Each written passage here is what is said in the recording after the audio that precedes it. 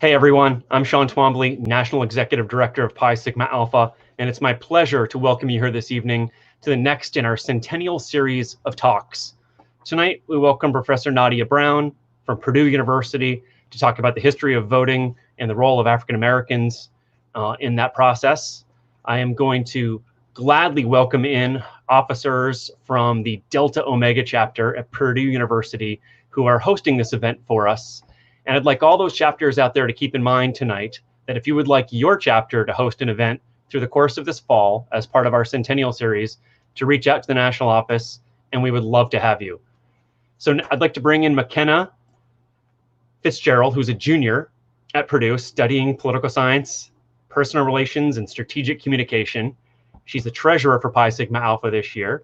And with her help, along with Ishita Karana, Leah Kujan, and Anna Adamson from the Purdue chapter, they're the ones responsible for making this possible.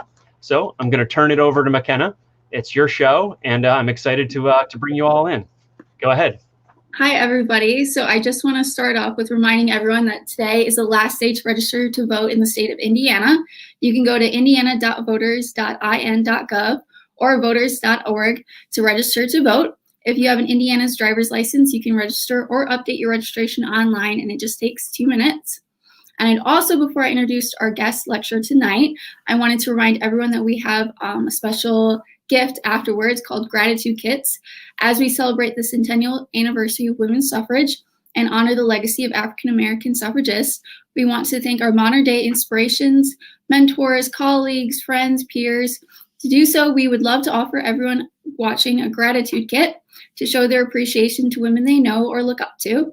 A gratitude kit includes an envelope, a blank piece of printer paper, and a women's suffrage commemorative stamp. We hope that you'll use these kits to write letters of appreciation and gratitude. Please request your kit by going to the link, which will be dropped in the chat box soon. The first person requesting a gratitude kit will receive a vote mask, which should be Anna showing one right now.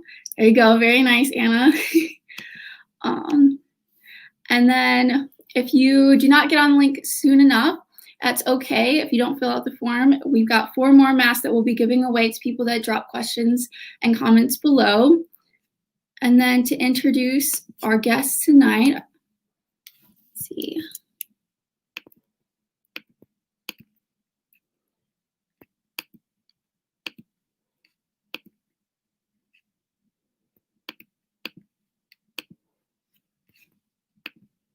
There we go. So I would like to have everyone thank and welcome Dr. Nadia Brown. She's an associate professor of political science and African American studies at Purdue University, specializing in Black women's politics. She also holds a graduate certificate in women and gender studies. Dr. Brown's research interests lie broadly in identity politics, legislative studies, and Black women's studies. Well trained as a political scientist, her scholarships on intersectionality seek to push beyond disciplinary constraints to think more holistically about politics of the identity. Dr. Brown is the author of the award-winning book, Sisters in the State House, Black Women and Legislative Decision-Making. Along with Sarah Allen Gerson, Dr. Brown co-edited Distinct Identities, Minority Women in U.S. Politics. She will also be moderating the governor debate between incumbent Republican Governor Eric Holcomb, Democratic candidate Dr. Woody Myers, and Libertarian Donald Rainwater on October 27th. And then, unfortunately, in July 2021, she will be leaving Purdue University and becoming a full professor of government and director of women's and gender studies at George Washington University. So, Dr. Brown, I will let you take it away. Okay, well, thank you, McKenna, and thank you so much to Pi Sigma Alpha, the chapter here at Purdue and also nationwide. I am a proud member of Pi Sigma Alpha, inducted in 2002, at the Gamma Kappa chapter at Howard University, one of 2 HBCUs that were allowed to join Pi Sigma Alpha and have the organization on their campuses. So I am thrilled to be here to celebrate the 100th anniversary of Pi Sig and to do so as a proud member. So today I'll talk with you about Black women suffragettes. And these are 4 women that you should know. And you probably know their names in other contexts and because they've done so many other great things in your life. But I also want to just point out to you who they are in the terms of their activism for suffrage. Frances Ellen Watkins Harper became a genuine celebrity orator, kind of akin to Frederick Douglass, and was that well known in her day. But however, we don't talk much about her today, like we told about Frederick Douglass. Harper was convinced suffrage would not be achieved unless Black and white women worked together. But while she initially worked with leaders like Susan B. Anthony, she was the first woman to call them out on their racism. Harper's most famous confrontation came when she spoke at the 1866 National Women's Rights Convention. And she said, I quote, "You white women speak here of rights. I speak of wrongs." The next woman presented here is Mary Ann Shadd Curry. And in 1877, she was one of several suffragists who testified before the House Judiciary Committee about the importance of the right to vote. And in her remarks, she stressed the unjustness of denying women, who are both taxpayers and American citizens, access to the ballot. She says, "The crowning glory of American citizenship is that there may be shared equality by people of every nationality, complexion, race, and sex." The legally trained Shadd Curry told this committee. And again, this is at a time when women, and particularly Black women, were not readily testifying before Congress. Next is Mary Church Terrell, and she was part of the National Association of Colored Women, also known as the NACW. She and Josephine St. Pierre Ruffin were instrumental in consolidating Black suffrage groups into this organization. But not only were they suffragists, but they had a holistic agenda for Black women's full participation in American society. So beyond women's enfranchisement, they talked about job training, the need for equal pay, need for equal educational opportunities, and childcare for Black women. And then lastly, and I'll talk about her a little bit later, is Ida B. Wells Barnett. And she was a strident supporter of women's rights. She co-founded the Alpha Suffrage Club in Chicago, which was Chicago's first African-American suffrage organization. And when Alice Paul told her that she needed to march at the back of the 1913 suffrage march, she insisted, "Either I go with you or not at all," she told the organizers. And she said she wasn't taking a stand because she personally wished for recognition, but instead she was doing it for the future benefit of her entire race. Next slide, please. So this is a picture of Delta Sigma Theta Sorority Incorporated. The young sorority was founded on the campus of Howard University in January 1913. And just 2 months later, in March 1913, the young sorority marched in the Women's Suffrage March, but they did so at the back of the march. And it's important to note what that march looked like for women in general, but particularly women of color. And women of color were put at the end of the line. And some, very few, were integrated throughout the march. But this picture, the larger picture you see here on the right, is crowds descending onto the march, lawlessness, right? Police officers looking the other way or not protecting these women. Bottles were thrown at women. Crowds were trying to physically attack them. Police officers, again, looked the other way while women were being spat on. And these were things that young college women put up with because they believed in the right to vote. As a proud member of Delta Sigma Theta Sorority Incorporated, whose lineage and legacy is on political action, and these suffragists laid the groundwork as young women for the reasons why suffrage is so important, and understanding that Black women have put their lives on the line for the right to vote. Next slide, please. So here is a picture of the role of racism playing in the suffrage movement. It's something that I think is not talked about as much. The explicit role that racism has played in racism. The racism has played an explicit role in suffrage. So both Susan B. Anthony, Alice Paul, along with Elizabeth Cady Stanton, testified that giving the right to vote to Black people and not the right to vote to women in general would be disastrous for the country.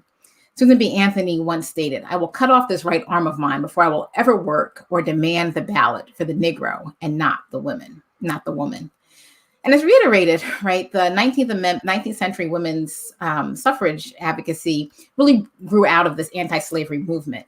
And it's not that that these groups did not see common ground prior to the 15th Amendment, but instead suffragists unfortunately saw Black men leapfrogging over women for the right to vote with the 15th Amendment. And that angered many white women suffragists who felt as if they were putting in the work to earn women's right to vote. The 15th Amendment, which was passed in 1870 without reference to sex as a protected category, really set off this divide between the members. Right, so the American Equal Rights Association splits, the National Suffrage Women Association then is founded, and white suffragists then turn to racial stereotypes and racism to advocate for the 19th Amendment.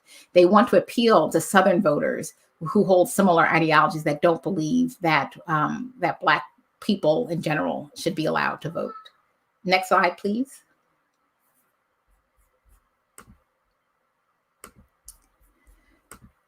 So while the cartoons show you a little bit about the ways that the public were having the discourse around race and suffrage, it's important to read the amendment for yourself here.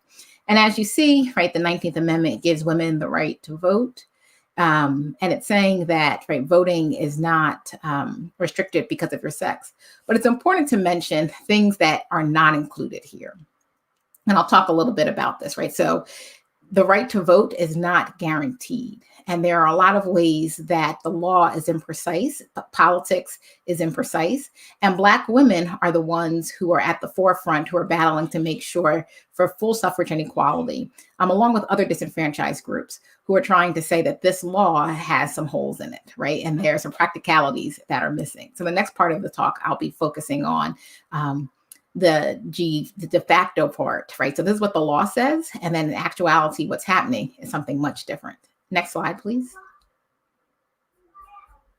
So immediately after passage, so the 19th Amendment passes, and the country is still within a very racially divided era, right? It's actually part of the nadir of Black politics, where Blacks have gained some rights after the Reconstruction amendments, and now they're being eroded away.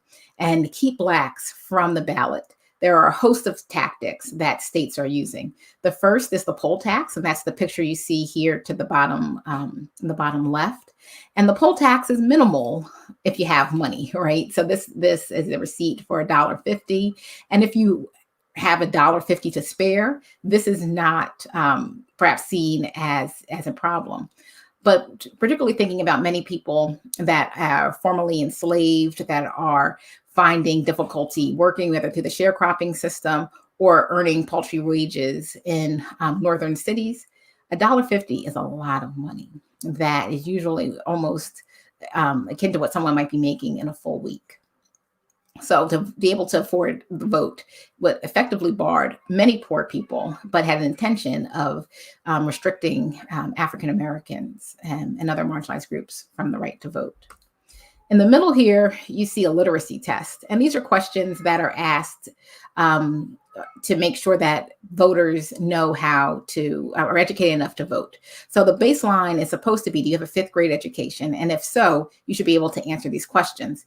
Now, some of these questions are asking people to interpret the state constitution, or they're asking them specifics about the way that the federal government works. I promise you, as a professor, I've taught Introduction to American Government. Many people get this wrong, right? So when I ask students the age you need to be president, that's outlined in the Constitution, some students don't know. And could you imagine asking people this question or these types of questions who don't have access to education or are largely illiterate?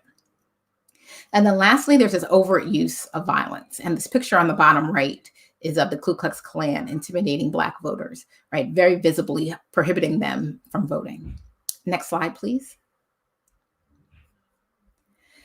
So the people that you might not know category, or some really important suffragists to remember, example is Haley Quinn Brown, who was the leader of the National Association of Colored Women.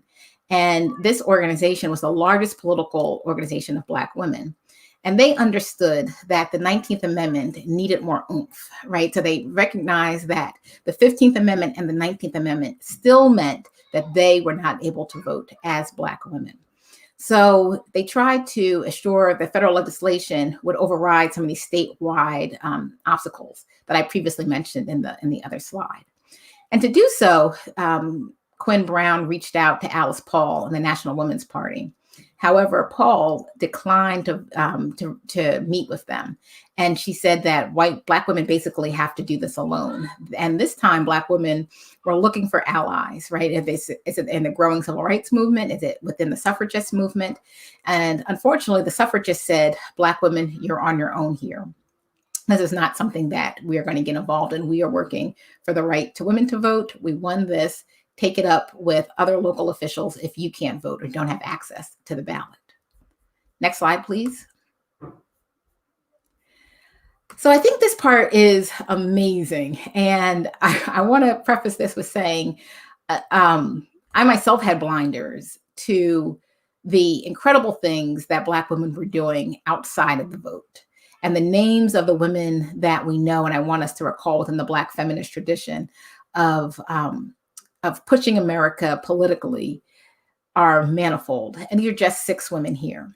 But they did this without the right to legally vote, right? I mean, to effectively vote. They could legally vote, but effectively were barred from the ballot box. So this first picture here is of Mary McLeod Bethune, who was part of the Black Brain Trust, the Black Cabinet. And when the Ku Klux Klan members marched into her campus of her school in Daytona Beach, she pushed them back several times, right? Because she would not be intimidated, and she didn't want the Black girls in her school to be intimidated either. This picture in the middle is of Ida B. Wells. Again, I mentioned her as being one of the co-founders of the Alpha Suffrage Club. But it's important to note that it was her work with the Alpha Suffrage Club that helped Black women to mobilize and elect Oscar DePriest, who was the first Black member of Congress in the 20th century.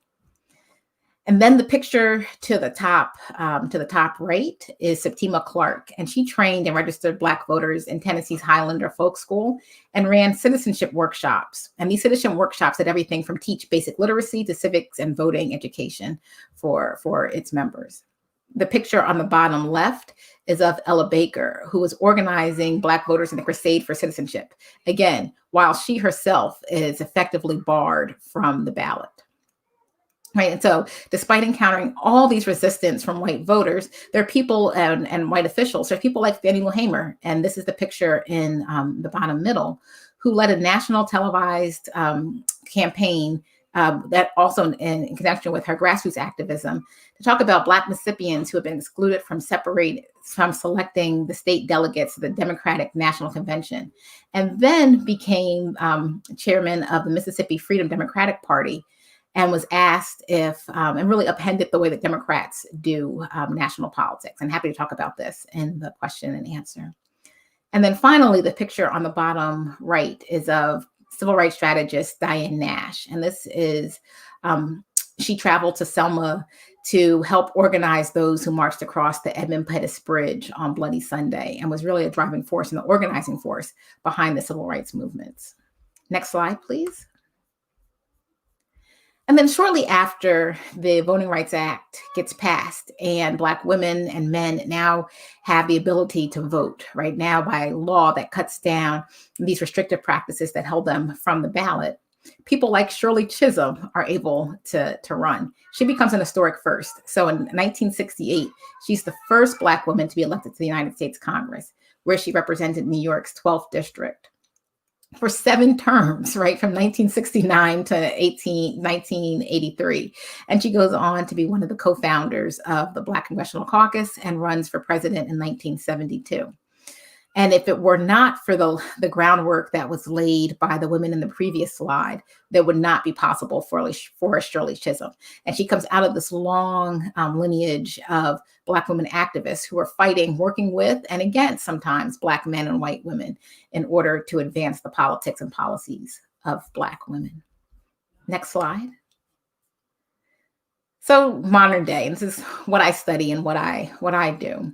and I owe this all, and we all owe this, right, to the women that I've talked about in the beginning of this presentation, is now that Black women have access to the ballot, we see that they are not holding back, right? So they are voting in outsized portions. Black women routinely vote outside of any other demographic group, and they do so in large blocks. And so because of this, Black women they're running for office, they're being candidates themselves, and they are these strategic voters who are putting people into office that they believe will advance their own political interests. So here are some numbers of what Black women are looking like and represented in the state and congressional levels. And this is really important to note that there will probably be an uptick, right? That I think this is the year of the Black woman candidate. There are 130 women that have filed to run for Congress this year. An uptick that we haven't seen since 1992, Year of the Women. So Black women are running for office largely because they can now, right? And they're recognizing that having access to the ballot also means that they themselves should be on the ballot. Last slide, please. So what does this mean, right? We get Kamala Harris. Is she the suffragist wildest dreams, right? So as the first multi-ethnic Black woman, is she what Black and white suffragists pushed for? Is she the culmination of all the things that people wanted to see?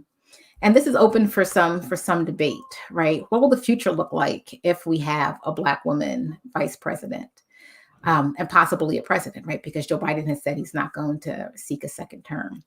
So is Kamala Harris, or does she represent the things that suffragists have put in place well over 100 years ago? And last slide.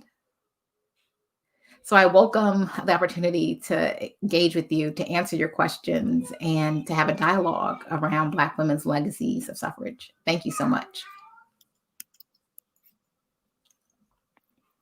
Oh, and that's a picture. Sorry, I should have explained. This is a picture of my kids. So the middle one is my daughter, Nile, who is 5. And the one to the right was Nori, who's 3, and the baby is 1. And we dressed up and had a suffrage parade where we marched up and down our block to celebrate the marching that suffragists did to call attention to women's inability to vote, and particularly Black women's inability to vote. So they're dressed in suffrage white, and they made little banners and carried signs. And that's how we spent our anniversary of 100th anniversary of suffrage. Well, that is absolutely adorable. Thank you so much for that lecture. I want to introduce our next questioners. We've got myself and then Anna, who is the president of Pi Sigma Alpha here at Purdue. And then Ashita and Leah. Anna will ask the first question though. Perfect. Well, first, Dr. Brown, thank you so much for that so rich presentation. I've really learned a lot in this short amount of time. And now I just need to take another class, Black Political Participation at Purdue. A quick shout out to furthering our education in a longer format, I guess. But going off of what you said, we're obviously this is the centennial celebration of women's suffrage, and it's been 55 years since the passage of the Voting Rights Act, and other marginalized communities have gained their voting rights in the past 100 years as well, Indigenous, Latinx, et cetera, et cetera. And I would be remiss if we did not include voter suppression in this discussion. We are just under a month until the general election that's coming up. So I'd love if you could speak a little bit on our current state with voting rights and everything in that regard. Yeah, thanks for that question, Anna. So this is really important. Actually, a big fear of mine is another political scientist is that because of voter suppression, there will not be, and COVID-related reasons why people stay home from the ballot this election cycle. It's just that there's not going to be turnout. And the ways that governing elites have used voter suppression in their advantage have been manifold. We don't have to look too far in the past. We can see in 2018 when Stacey Abrams ran historic candidacy for for the governor of Georgia, which would have had her the first Black woman governor, that her opponent and then Secretary of State was accused of using voter suppression tactics that severely depressed the amount of turnout from rural voters, Black voters, and some urban voters. And we saw that even in the primary season where voting machines weren't delivered to some Atlanta area districts. And so I'm afraid of that. We're already seeing some of this. So Governor Abbott in Texas announced on Friday that he was removing all but one ballot drop-off box for voters if they had mail-in ballots and wanted to bring their ballots to a drop-off box. And he did this in a place like Harris County, Texas, where there's 4.7 million people, and to ask 4.7 million people to say that you only need one ballot box is a problem. So we're already seeing these things crop up, and we know that they're happening mostly in Black and Brown communities and those that have had histories of having unequal access to the ballot. And part of this, right, is reminding us of the need for preclearance, and we're just seeing this play out, unfortunately, all over again. Thank you, Dr. Brown. You touched on this a bit in your lecture with Kamala Harris being the first multi-ethnic vice presidential candidate, but how would you say that intersectionality has played a role in the current women's movement? And why would you say that it's been growing in recognition in the last couple of years? Perfect question. Thank you, McKenna. So it's definitely been growing in the last couple of years. The largest one-day protest in our nation's history was at the Women's March held in 2017 after Donald Trump was inaugurated. And that movement has been the movement organizers have been conscious to try to be intersectional. They have invited speakers from multiple races, ethnicities, immigration status, backgrounds, and class status to participate.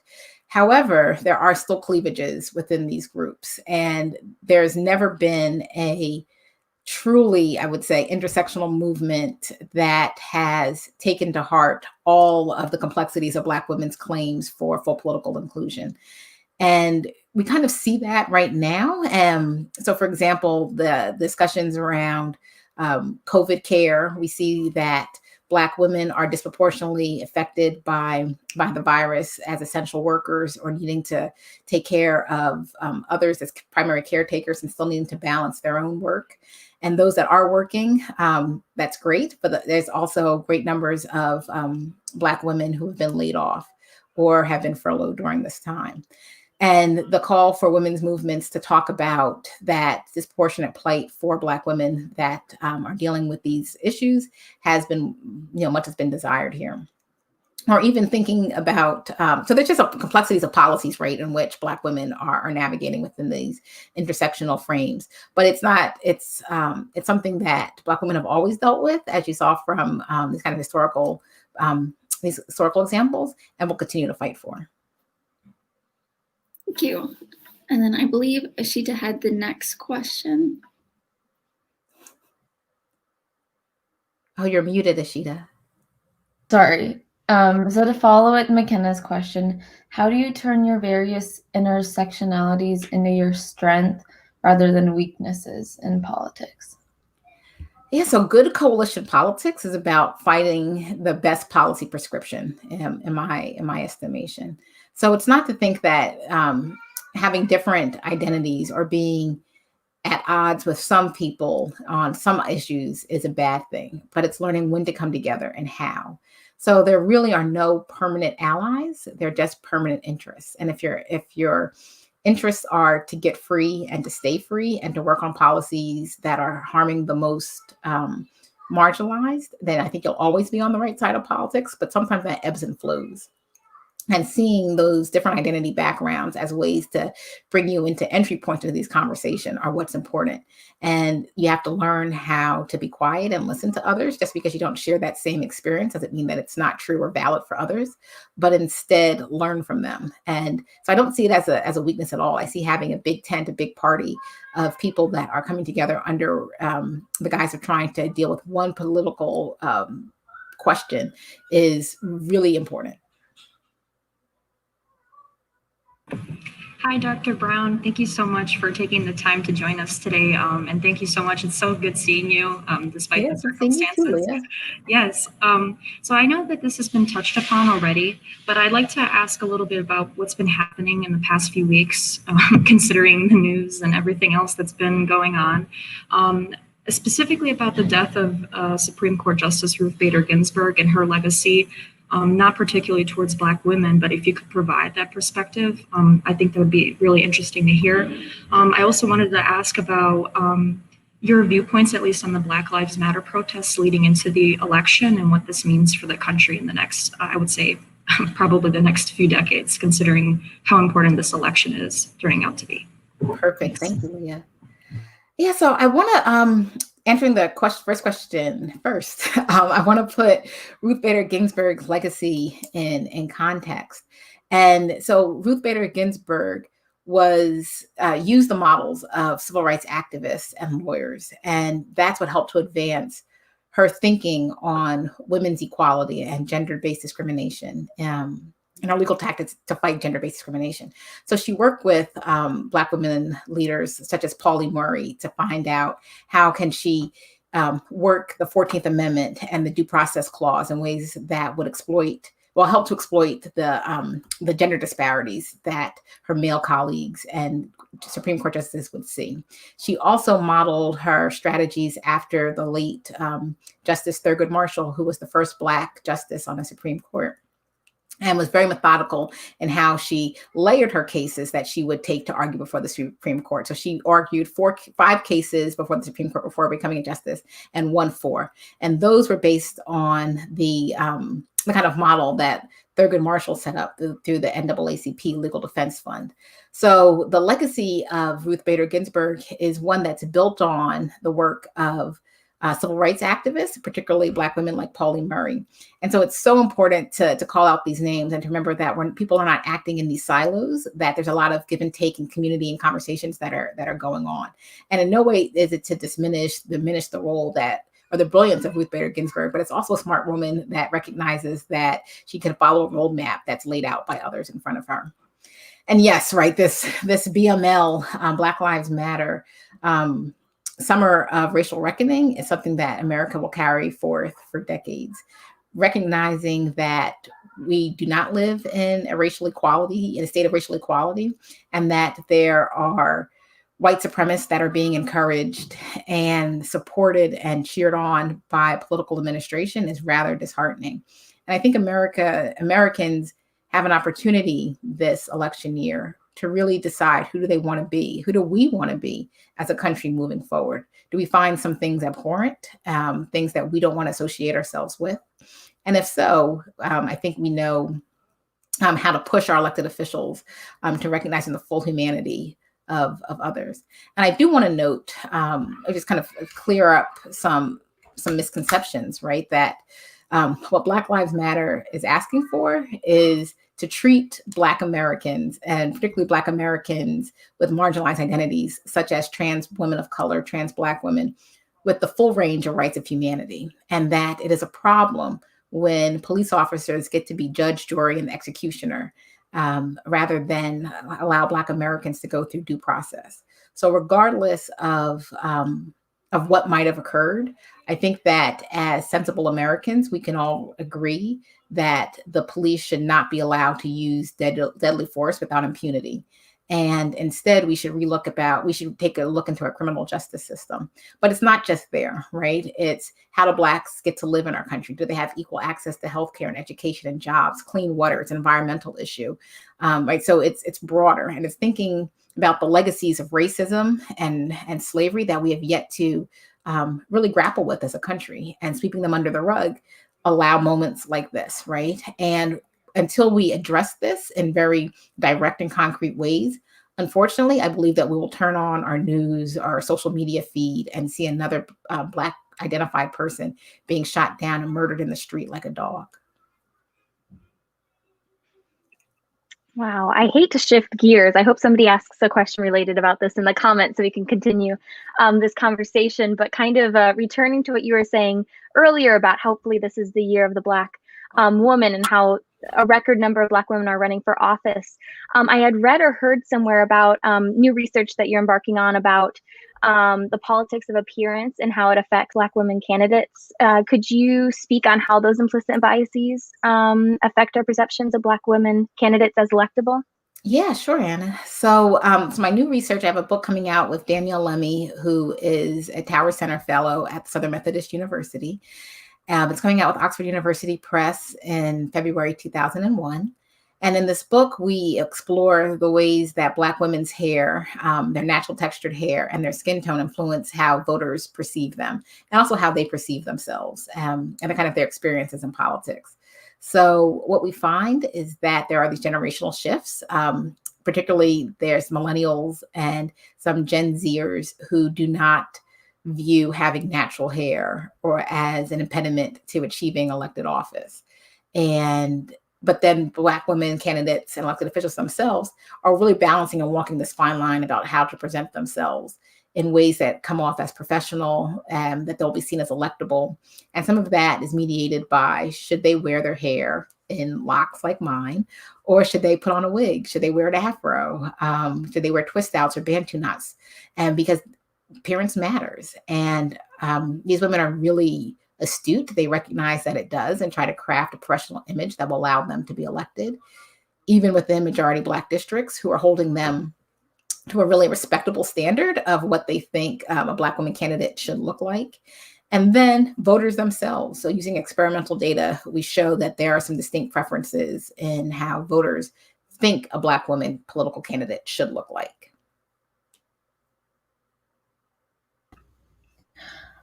So through my internship this summer, I learned about Shirley Chisholm. So I wanted to ask you a question about her. How do you think she changed up things for Black women in politics and women in politics in general? And if she hadn't done what she did, if she wasn't the figure that she is, where would women in politics stand today?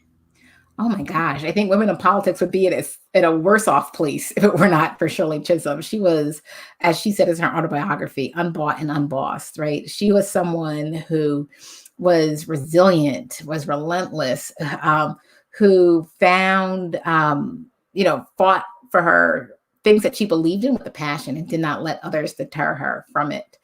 I think that without a Shirley Chisholm, there are so many other young women who looked up to her that would not be in Congress today. And she opened the doors for people like Barbara Jordan, who became the second Black woman to be elected to Congress. And millions of people look up to her.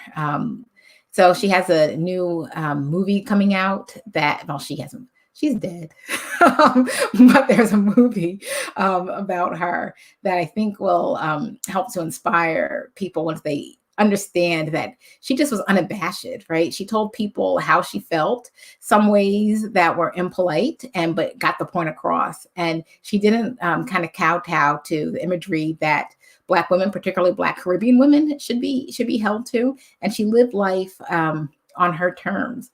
The other thing that I love about Chisholm, again, like coming back off of this book project that I'm writing about the politics of appearance for Black women, she was stylish, right? She always had a handbag that matched her shoes. She, decided what kind of dress she wanted to wear and was impeccable. I also am kind of drawn to her. Like me, she's 5'2" and like a little bit less than 110 pounds. So whenever you see petite women who are about their business, I also just smile because I'm like, oh, that's me too. But Shirley Chisholm is definitely a force to be reckoned with. And so many women would not be in politics if it were not for her. Well, going off your admiration for Chisholm, I wanted to ask you, we are providing the gratitude kits to write to women that are inspirations for us. Who will you be writing your gratitude kit for? I think it's a tie. I was thinking about this. I think the first person I would send it to is Tracy Scott, who is the director of the Black Women's PAC. And Tracy Scott and the Black Women's PAC allowed me to come, and Danielle allowed me to come down to Dallas, Texas, and then later, and then Austin, Texas, and then Dallas, Texas, to come and do some interviews and focus groups with Black women running for office. And this is the first time that focus groups had ever been conducted with Black women political elites. So I'm super thankful for her giving us this opportunity. I think our book is richer because of it, and the networks because of it. And then I'd have to give one to Professor Elsie Scott over at Howard University, my alma mater. She is the director of the Ron Walters Leadership and Policy Center. And her connections to practical politics and academics has been really inspiring to me. She's someone who doesn't take no, like Shirley Chisholm is also a petite woman, but she just is the model for how do you do engaged scholarship that makes a difference, right? Just not writing books that sit on our bookshelves, but how can you engage with elected officials in ways that are meaningful? Amazing. Well, now we will go to our Facebook comments. So if anyone has questions, please drop them in the chat below. We'll start with Logan, who is also on the exec team here for the Purdue Pi Sigma Alpha as our outreach director. Her question is, in relation to intersectionality, do you do any research on Black queer women, specifically the Black trans community, who have continually been targeted as extreme levels these past years? Yes. So I do my research on Black queer women and trans women are less explicit. So I put out general calls for Black women, and those are all people who identify with the term woman as inclusive as possible and Black as inclusive as possible. So there are Black queer women in my studies who have routinely talked to me about some of the additional challenges of being and opportunities of being queer and out as an elected official. I have a graduate student, Michael Simrak, who is at Purdue University, who's doing a dissertation right now on Black trans women and violence that they experience, but that's not my line of work. Okay, thank you. Pravina is also a member of Pi Sigma Alpha here at Purdue, and her question is, why is it that states in the global South have already had women in high positions in government, i.e. Prime Minister, but the US just received the first female VP nomination on a major party ticket? Yeah, that's a spot on question. Right. So the question is like, what's wrong with America? Right. Like why can't we get it together? So some legal scholars believe it's because of the way the Constitution was written in some ways, right? That the framers envisioned the president not as a king, but still within these very patriarchal father-like figures, which makes it difficult for Americans to see a woman president enact some of these father-like duties, commander of chief, so head of the military, someone who's head of state, and also, right, is the head of overseeing military, head of state, and there's something else, I'm sorry, I'm forgetting the third. But so Americans have this hard time seeing that. Additionally, right, I think Americans still, our party structures don't encourage women to run. So there are other nations that put in place quotas that say that so much percentage of the party's platform must include, party slate must include women. We don't do that in the United States. And then we also don't explicitly call out sexist dog whistles. And maybe not even dog whistles, but just really explicit statements that could change the culture and the socialization around how we think about gender norms in politics. So yeah, other countries are well ahead of us. And I think it's just either not seeing women in these categories the way that our politics are set up, and that I think socialization has just been really far behind of saying that women can be experts, women can do these things. And even when I talk to elected officials and candidates, right, things that they share with me that still kind of touch me in really awful, heartbreaking ways are that they have this undue burden of trying to balance home responsibilities. So like one woman I talked to cooks all her meals on Sunday night so that she can do her full-time job and serve in the state legislature, where no one is asking these kind of questions of her husband, right? So there's these ways that our society is still unequal around gender.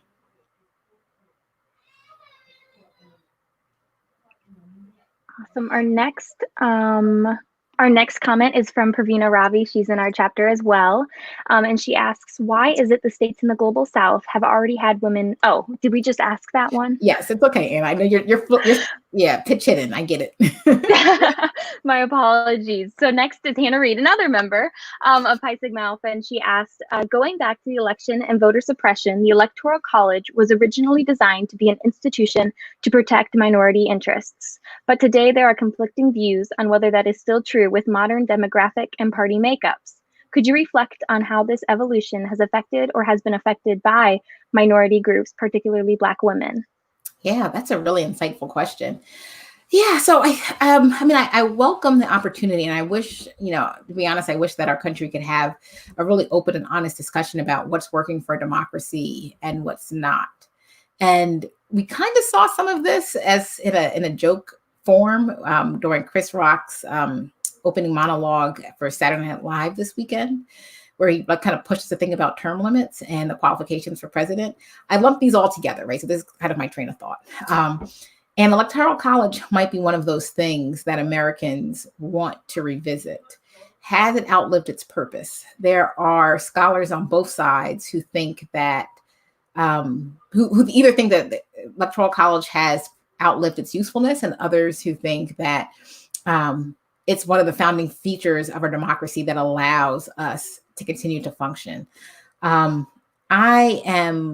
think, probably less comfortable in kind of weighing in on this debate, but I do think that it's something just like we have, why is the election still held on the first Tuesday in November, which was supposed to be something that would give agricultural Americans the ability to travel to the county seat to do, and making room for people to actually have time off or to vote, which was then, and now we don't, right? So like Random Tuesday in November isn't a day off for any of us. So I think these are just some of these things that, this lineages that we have left to us in the Constitution about our voting system. I think we should sit back and ask, do they work? Are they working for us? And are they working for all of us? And if not, what are some ideas or suggestions that that might be better suited for a 21st century democracy? Okay.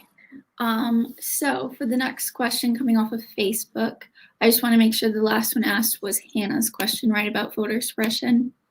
Or was it? Electoral College. Electoral College. Okay. So we'll have it be Ashton's as the next question then, relating to Farina's previous question. What do you see the effects being from Kamala Harris being nominated as the VP candidate of the Democratic Party?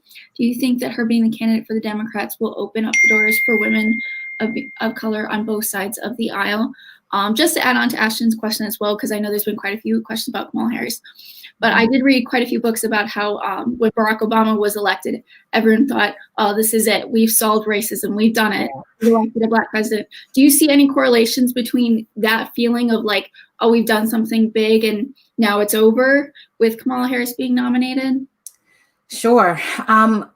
I don't think so. I think that we're living in this particular time when Kamala Harris. So what we're seeing now is a backlash to Barack Obama, right? I think that the Trump presidency and the retrenchment of civil rights gains is really a backlash to the first Black president. And this ideology that some Americans, particularly white Americans, had done what they needed to do to end racism, and that racism no longer exists because of Barack Obama. And then what do we see, right? The president on a national debate telling the Proud Boys to stand by, right? And this really overt claims to white supremacists. And this is the same president and others that have had credible claims of sexual assault and misconduct against them.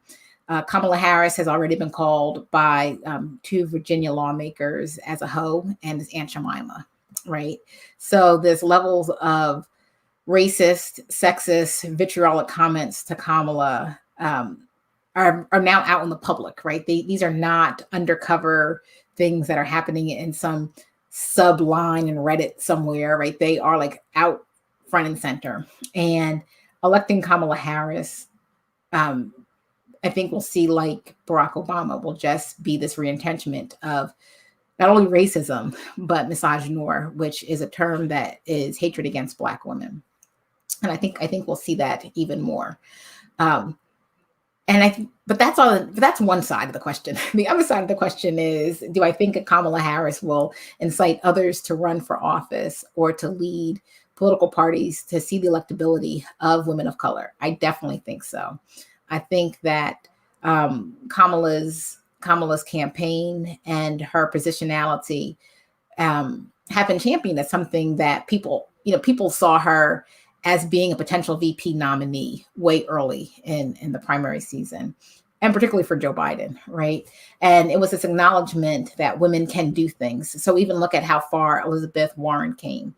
I think it will be unlikely that the Democrats will put forth a full white male ticket in the future. I think that there'll probably be more attention paid to Latinx voters, to Asian American voters, to Native voters, to queer voters, that there will just be this difference moving forward, and that the Democratic Party has already shown some willingness to see the signs of the times. They're responding with Kamala after the summer of racial reckoning with all these BLM protests, and recognizing that they can't do politics as normal. There needs to be this, they need to elect representatives who come from communities and look like communities that they've been governing, but are doing so in ways that have not allowed these people's voices to be prominently featured at the table.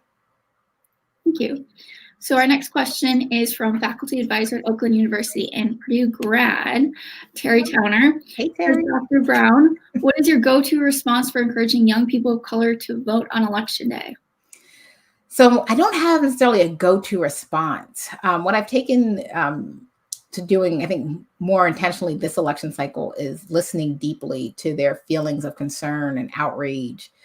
I've had several students, particularly after the Kentucky's grand jury indictment after Breonna Taylor was murdered, that just were saying, like, they're just so angry. Like, why participate in a system that doesn't care for them, that actively works to cover up deaths of Black women and doesn't care for them at all, like living or dead. And what party is changing this? And what will their vote do to stop what happened to Breonna Taylor? And that's a deep, deep hurt. And I think it's important for us to listen to that hurt, to recognize where it comes from, and talk to people about that, about what politics can do, if anything, to relieve that hurt. And this belief that the system will do anything to save, doesn't want to save them, doesn't have them in mind. So I don't have a go-to response to say you have to vote. Instead, I think it's important to listen to folks and then to remind them that you can change things. It might take forever, right? Maybe longer than our lifetimes, unfortunately. But I think about, my 3 little girls, and I want to leave them a better America than what we're living in right now, what I'm an adult to see. And one way to do that is through voting. But I can't guarantee that my little girls or or me won't be the next Breonna Taylor. And that's the disheartening point, right? So I think you have to be able to balance the two things, right? Is understanding why people don't want to engage, their legitimate reasons, and recognizing that Black folks have always had these kind of conversations, right? Between not voting, making your own communities and moving in a maroon somewhere, or expatriating, right? Like W.E.B. Du Bois, who forms the NAACP and pushes for political equality, and then lives the rest of his life. He ends his life in Ghana because he just says, I can't do it here in the United States anymore, right? These are real things that I think we have to talk about. Thank you. Well, let's see, I believe Terry says, thank you for the great input and listening and responding. So just wanted to let you know he said thanks on that. Thanks, Terry. I wanted to say our thank you so much. I don't think we have any other questions, so we can wrap up early tonight so you can get back to your girls. But we wanted to plug again our gratitude kits that we have available for everyone supporting our local post office and our Women in Office. And the Pi Sigma Alpha chapter at Purdue wants to thank you so much, Dr. Brown, for coming and talking to us and answering all of our questions. We really appreciate it. And McKenna, how do we get the gratitude kits? Can you just tell us one more time, how do you get them? Yes. Anna, do you have the answer to that? Here we go. Yes, we will USPS it to you. So double postage stamps.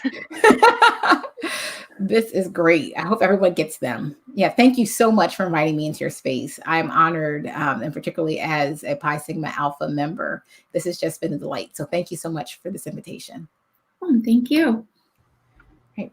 Well, it was a real honor to have you with us, Professor Brown, really kicking off the Centennial Series celebration through the course of APSA's birthday month here.